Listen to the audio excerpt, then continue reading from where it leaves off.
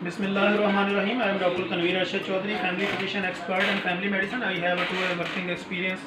with the Nutrition Society of USA. आप देख रहे हैं doctor Tanveer Arshad Chaudhary YouTube channel और मैं हूं आपका होस्ट। आज हम अपने viewers, follower, patient, friends and family के साथ अपने नए एक्सपीरियंस और ट्रायल शेयर करेंगे, जो कि हमारे पास काफ़ी पेशेंट आते हैं हमारे क्लिनिक्स पे और वो आकर एक ही सवाल करते हैं कि हमारा जो बच्चा है वो खाता कम है, या बच्चा प्रॉपर खुराक नहीं ले पाता, या बच्चे को भूख की कमी है। हम बच्चे को कुछ चीज़ खिलाना चाह रहे हैं, बेसिकली बच्चा जो है ना उसको इंटेक नहीं कर पा रहा। या कुछ लोगों का ये सवाल होता है कि हमारे बच्चे जो हैं वो मट्टी खाते हैं या सीमेंट खाते हैं या चॉक वगैरह खाते हैं, या इसी तरह और कई चीज़ें ऐसी होती हैं जो डस्ट से रिलेटेड हैं, मट्टी से रिलेटेड हैं, वो बच्चे ज़्यादा इंटेक कर रहे होते हैं।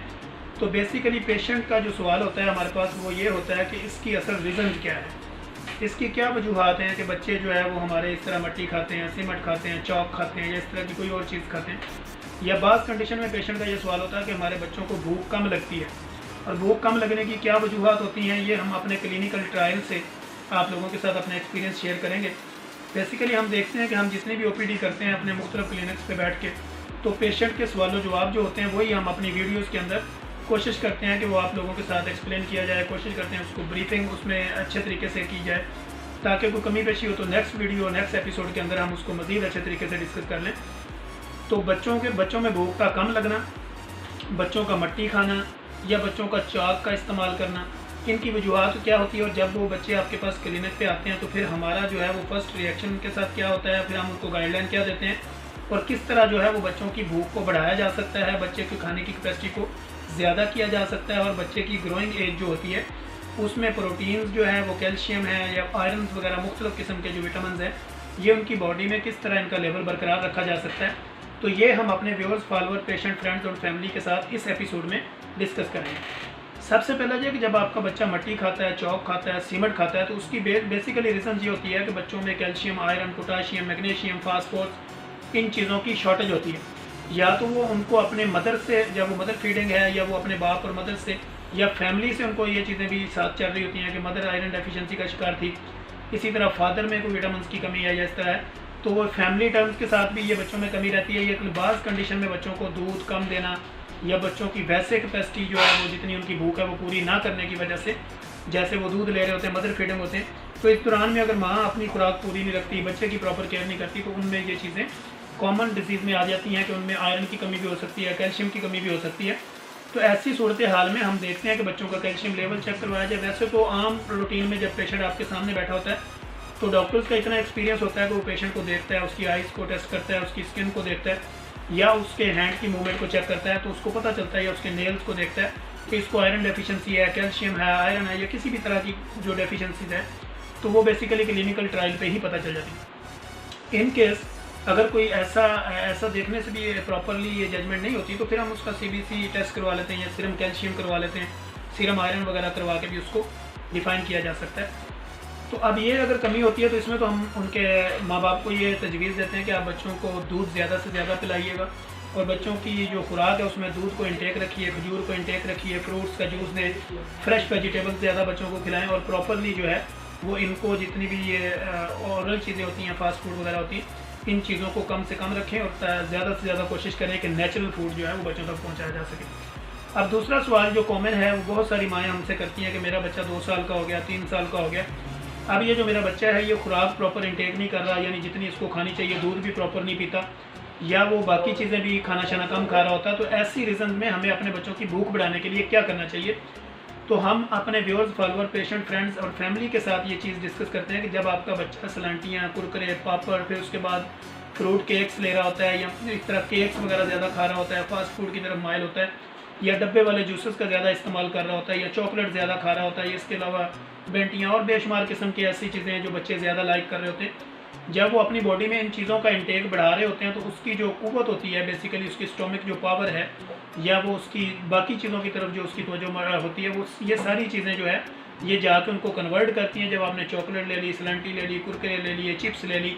या कोई भी ऐसी चीज़ें जो बच्चे शौक़ से खाते हैं, पॉपड़ वगैरह, ये चीज़ें जाके उसकी भूख की कैपेसिटी को कम कर देती हैं, और उसकी जो बाकी चीज़ें जिसमें वो खाना चाहता है या कोई फ्रूट्स वगैरह लेना चाहता है, तो उस तरफ उसकी तवज्जो जो है वो डाइवर्ट नहीं हो पा रही होती, और बच्चा ज़्यादा से ज़्यादा वो इन्हीं चीज़ों को लाइक कर रहा होता है, क्योंकि ये स्पाइसी होती हैं,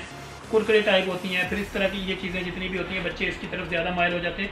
फिर बाज़ मदर जो हैं वो इस तरह कोशिश भी नहीं करती कि हम बच्चों को जो है ना वो चीज़ें खिलाएं जो खुद हम खा रहे होते हैं, क्योंकि वो खिलाने पे मेहनत करनी पड़ेगी, बच्चे के मुंह में नवाला देना पड़ेगा। तो ऐसी सूरत हाल में मदर भी अपनी जान छुड़वाती हैं और वो कहती हैं कि जिसको 10 रुपये 15 रुपये का कुरकुरे सलंटी या इस तरह की कोई बेंटी वगैरह ले दें, ताकि बच्चा जो है ना वो उसी तरफ रहे और मदर को इसके ऊपर दिक्कत ना करनी पड़े। तो हमारी अपने व्यूअर्स, फॉलोअर, पेशेंट, खुसूसन माओं से ये इल्तमास है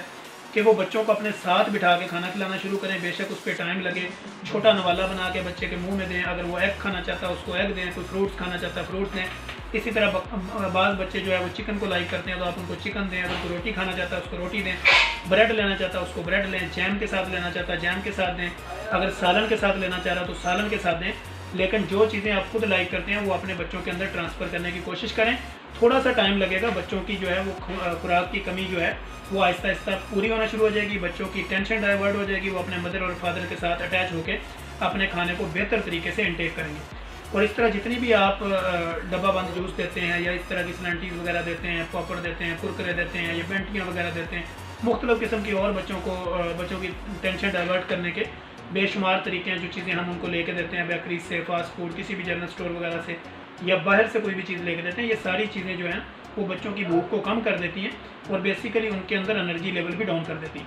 तो हमें ज़्यादा से ज़्यादा बच्चों को अपने साथ जो खाना हम खुद पसंद करते हैं वही खाना बच्चों को देना चाहिए। तो आहिस्ता आहिस्ता बच्चों की रूटीन बढ़ती जाती है, उनकी जो है वो ग्रोथ, मसल ग्रोथ भी बढ़ जाएगी। फिर बच्चों की जो ग्रोइंग एज होती है उसमें उनकी जो मेंटल डेवलपमेंट होती है, ये सारी चीज़ें बढ़ना शुरू हो जाएंगी जब हम उसको नेचुरल फूड की तरफ ले जाएंगे और जो चीज़ें हम खुद लाइक कर रहे होंगे वही चीज़ें हम बच्चों को खिला रहे होंगे। तो ये काम करने पे थोड़ा सा टाइम लगता है, आहिस्ता आहिस्ता बच्चों की टेंशन डाइवर्ट हो जाती है और बच्चे ऑटोमेटिकली खाना शुरू कर देते हैं। मोस्टली होता क्या है, बच्चे जब हमारे पास लेके आती हैं माएँ तो वो हमें ये कहती हैं कि ये चीज़ें जो ये तो हदायत तो हो गई हैं, आपने तरीक़ाकार तो हमें बता दिए, लेकिन आप कोई ऐसी दवाई दे दें जिससे फास्टली बच्चा खाना शुरू कर दे। तो हम फिर मजबूरन क्या करते हैं, अपने क्लिनिक में बैठे हुए हम जो है वो एपिटाइट स्टिमुलेट देंगे कि ऐसे सिरप देंगे जिससे भूख लगेगी, आयरन का सिरप दे देंगे जिससे आयरन की डेफिशिएंसी पूरी होगी, vitamin C, calcium plus vitamin D जो है वो हम सिरप या इस तरह की टैबलेट फॉर्म में दे देंगे, ताकि बच्चे के अंदर ये जितनी भी इसके अंदर कैपेसिटी में कमी है, आयरन है, कैल्शियम है, विटामिन डी है, या इस तरह की जो भी एपिटाइट स्टिमुलेंट कोई भी इसको प्रॉब्लम आ रही है, तो हम बेसिकली वो सिरप दे के टेम्परेरी तौर पे उसका मसला सॉल्व करते हैं। लेकिन परमानेंट सोल्यूशन जो है वो बच्चों को अपने साथ बिठा के जो चीज़ें खुद लाइक करते हैं वो आहिस्ता आहिस्ता बच्चों में कन्वर्ट करनी है और आहिस्ता आहिस्ता बच्चों के मुंह में नवाला देना है। वैसे भी अपनी औलाद के मुंह में नवाला देना सदके से कम नहीं होता, तो इसलिए कोशिश करें बच्चों को साथ बिठाएं, अपने साथ बिठा के खिलाने पर तवज्जो दें, तो आपका बच्चा जो है उसकी भूख की कमी भी दूर हो जाएगी, उसके मसल्स भी मजबूत होंगे, उसकी हड्डियाँ भी मजबूत होंगी और बच्चे की ग्रोथ अच्छी हो जाएगी। और आने वाले वक्त में बच्चा किसी डिजीज़, किसी ऐसी ख़तरनाक बीमारी की तरफ नहीं जाएगा, क्योंकि आपने प्रॉपर उसकी डाइट को मैनेज किया होगा। तो इंशाल्लाह हम कोशिश करेंगे नेक्स्ट एपिसोड के अंदर बड़ों में भूख का कम लगना या बड़ों में आयरन और कैल्शियम डेफिशिएंसी क्या होती है, इसके ऊपर हम इंशाल्लाह कोशिश करेंगे अपने viewers, follower, patient, friends and family के साथ डिटेल डिस्कस करें। तब तक के लिए इजाज़त दीजिए। अल्लाह हाफ़िज़।